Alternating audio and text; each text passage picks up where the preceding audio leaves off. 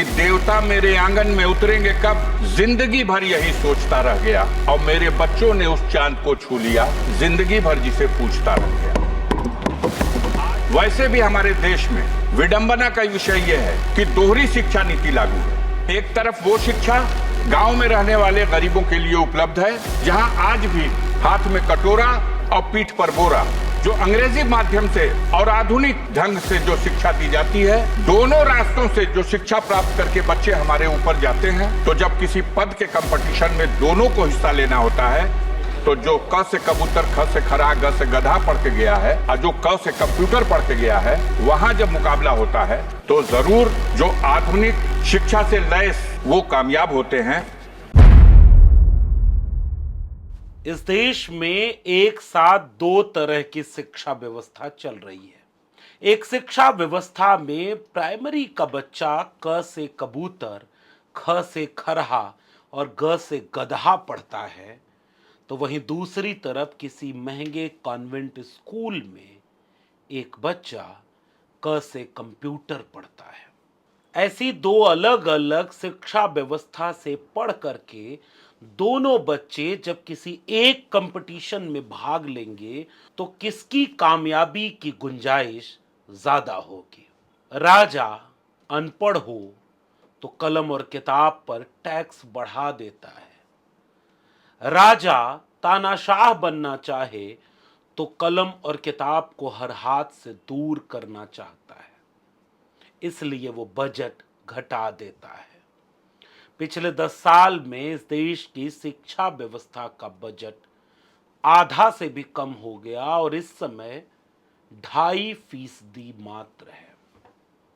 उनमें भी दलितों, पिछड़ों, आदिवासियों और अल्पसंख्यकों का बजट शिक्षा में लगातार घटाया जा रहा है। कई ऐसी फेलोशिप हैं जो वंचित, शोषित जमात के गरीब, कमजोर, मजलूम तबके से आने वाले बच्चों को फेलोशिप और स्कॉलरशिप दे करके पढ़ने के रास्ते को आसान बनाती थी, वह बंद हो गई हैं या मिलती ही नहीं हैं।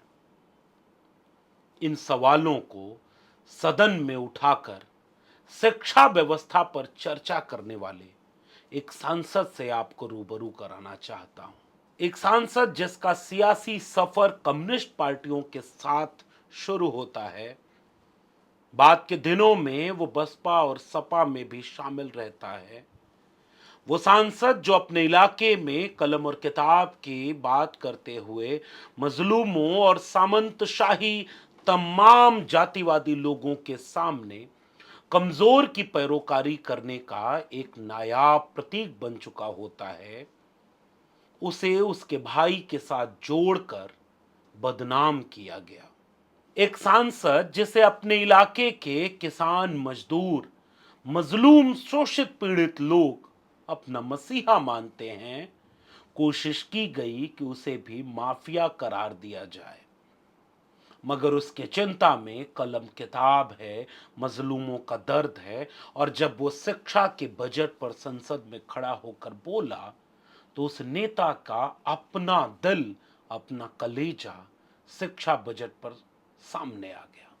सदन पर बैठे पीठासीन ने उनके ऊपर यह टिप्पणी की कि हाथ जेब में रख करके नहीं बोलना चाहिए। और आखिर में आप देखेंगे भाषण के कि बात पूरी भी नहीं हुई, किसी और को बुलवा दिया।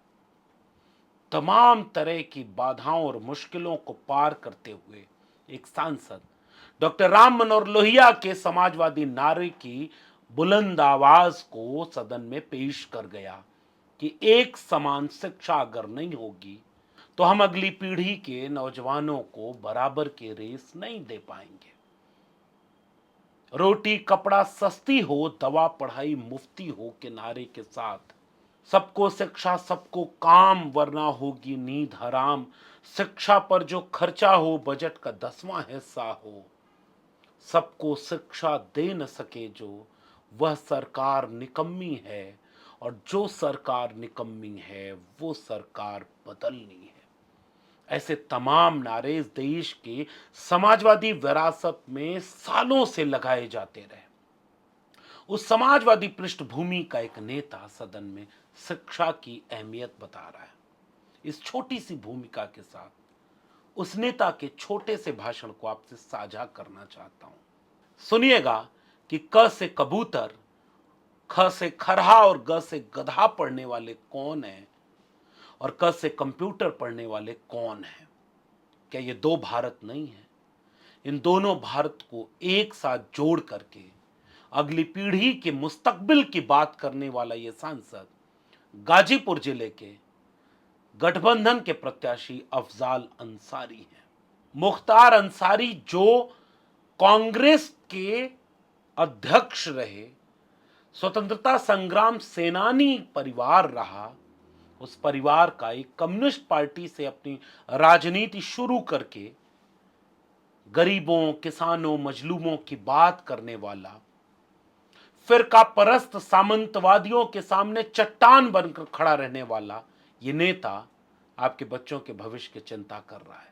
इसका पूरा भाषण सुनिएगा और सोचिएगा कि अगर कलम और किताब गिरवी रह गई तो फिर बचेगा क्या। श्री अफजल अंसारी जी। माननीय पीठासीन अध्यक्ष जी, आपने हमको वर्ष 2024-25 के लिए शिक्षा मंत्रालय के बजट में अनुदानों की मांगों पर चर्चा में भाग लेने का अवसर प्रदान किया। मैं इसके लिए आपका आभारी हूं। माननीय लोहिया जी ने कहा था कि निर्धन हो या धनवान, सबको शिक्षा मिले समान। आज ये दुख का विषय है कि शिक्षा विभाग ने अनुदानों के लिए जो अपने बजट में प्राविधान किया है, उसमें यह अफसोसनाक स्थिति है कि SC, ST और OBC के लिए जहां बजट में वृद्धि करने की आवश्यकता थी, वहां उनके लिए निर्धारित बजट में भारी कटौती की गई है। और इसी क्रम में डॉक्टर भीमराव अंबेडकर साहब एक सेकेंड फाउंडेशन, एक सेकेंड अभय कुमार जी। इसका बजट जो पहले से ही बहुत कम था, इससे पहले मात्र भी 40 करोड़ रुपया। इससे पहले भी माननीय स्पीकर जी साहब ने बताया कि जब सदस्य बात करते हैं एक हाथ जेब में ना रखें। इस बहरहाल इस बार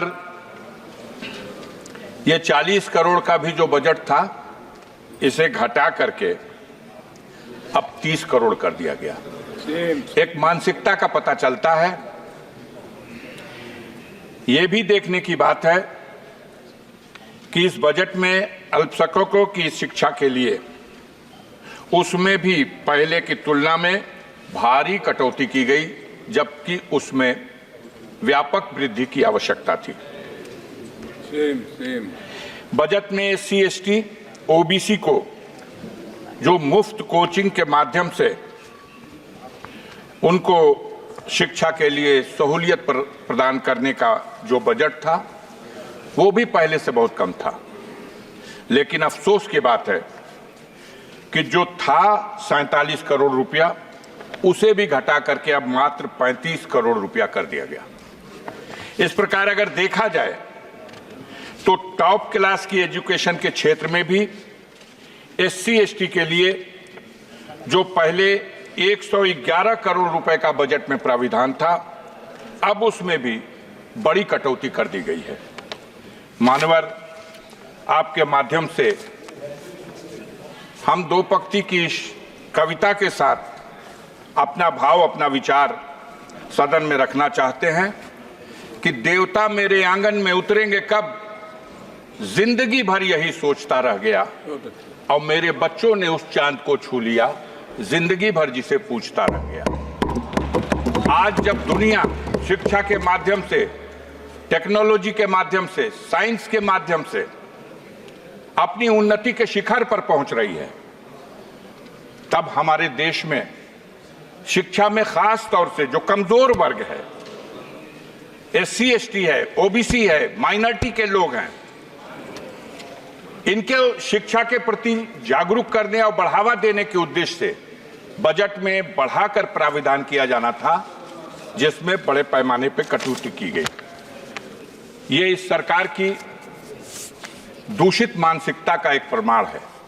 वैसे भी हमारे देश में विडंबना का विषय यह है कि दोहरी शिक्षा नीति लागू है। एक तरफ वो शिक्षा जो सरकारी स्कूलों के माध्यम से गांव में रहने वाले गरीबों के लिए उपलब्ध है, जहां आज भी हाथ में कटोरा और पीठ पर बोरा गरीब किसान का बच्चा स्कूलों में जाता है तो क से कबूतर, ख से खरहा और ग से गधा पढ़ाया जाता है।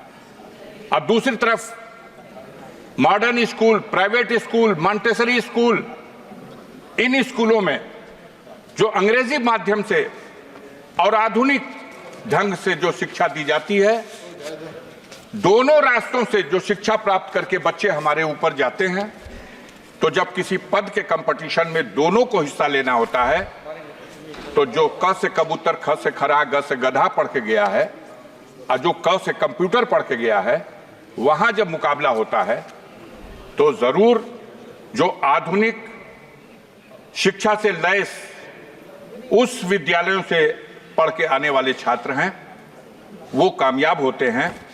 और सरकार की तरफ से जो अपने देश की जनता के लिए, गरीबों के लिए, मजदूरों के लिए, गांव में रहने वाले लोगों के लिए जो शिक्षा का प्रबंध है, उस शिक्षा को ग्रहण करके जो लोग ऊपर पहुंचते हैं तो उनकी बुनियाद कमजोर हो जाती है। देखने की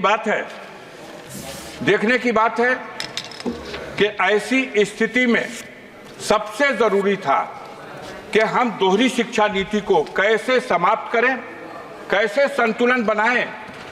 जो प्राइवेट स्कूलों की शिक्षा है वो इतनी महंगी है कि एक गरीब आदमी तो अफोर्ड कर ही नहीं सकता, एक मध्यम वर्ग का आदमी भी उनके बच्चों को 2 में, 3 में, 4 में, 5 में पढ़ने के लिए 2,000 रुपया महीना, 5,000 रुपया महीना, 4,000 रुपया महीना, और बड़ी ऊंची शिक्षा ग्रहण करने के लिए तो कोई साधारण किसान, कोई गरीब, कोई गांव का आदमी अगर अपनी हैसियत को भी बेच दे तो वो अपने बच्चों को डॉक्टर नहीं बना सकता, अपने बच्चों को उस तरह की शिक्षा नहीं दे सकता जो उसके लिए एक सपना है। मान्यवर, आपके माध्यम से इस सदन में हम आपसे ये अनुरोध करना चाहते हैं कि हमारी सरकार को दोहरी शिक्षा नीति को समाप्त करने की दिशा में पहल करनी चाहिए।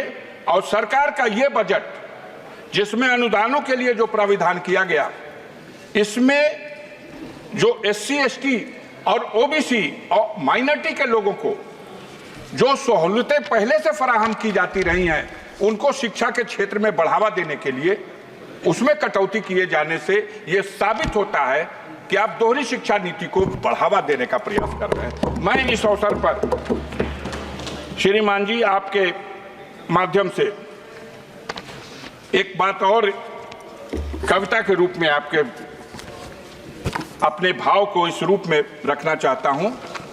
अभी बात नहीं समझ में आ रही, अभी बोल रहे थे एक सज्जन, तो वो 1 मिनट में शिक्षा की बात कर रहे थे और दूसरी तरफ सागर में चले जा रहे थे। तो सागर और शिक्षा बात समझ में नहीं आ रही। मैं आपके माध्यम से कहना चाहता हूं कि पत्थर के जिगर वालों, गम में वो रवानी है, खुद राह बना लेगा बहता हुआ पानी। और कमजोर की आहों को, मजलूम की आहों को कमजोर समझ लेना अब जालिम हुकूमत के जाने की निशानी है। यहाँ डॉक्टर राजकुमार, हमारे यहाँ सदन में डॉक्टर राजकुमार सांगवान चर्चा हो रही है। डॉक्टर राजकुमार सांगवान जी। मैं अरे मान्यवर, धन्यवाद अध्यक्ष महोदय। नहीं, बहुत समय दिया। धन्यवाद अध्यक्ष महोदय। सफदर हाशमी ने एक जमाने में कविता लिखी थी, पढ़ना लिखना सीखो ओ मेहनत करने वालों, क ख ग घ को हथियार बनाकर लड़ना सीखो, पढ़ना लिखना सीखो मेहनत करने वालों। मैंने जानबूझकर अपनी किताब प्रोफेसर की डायरी भी लिखी जिसमें कलम और किताब की चिंता है। अगर स्कूल, कॉलेज, विश्वविद्यालय नहीं बचेंगे तो फिर होगा क्या? वक्त की ये जरूरत समझ लो, बिन पढ़े अब गुजारा नहीं है। ना कोई रहनुमा और ना हुकूमत, कोई भी अब तुम्हारा नहीं है। तुम पढ़ो और पढ़कर लिखो सब, वरना तारीख बदली मिलेगी। अब कलम और कागज से बेहतर दूसरा कोई चारा नहीं है। शुक्रिया।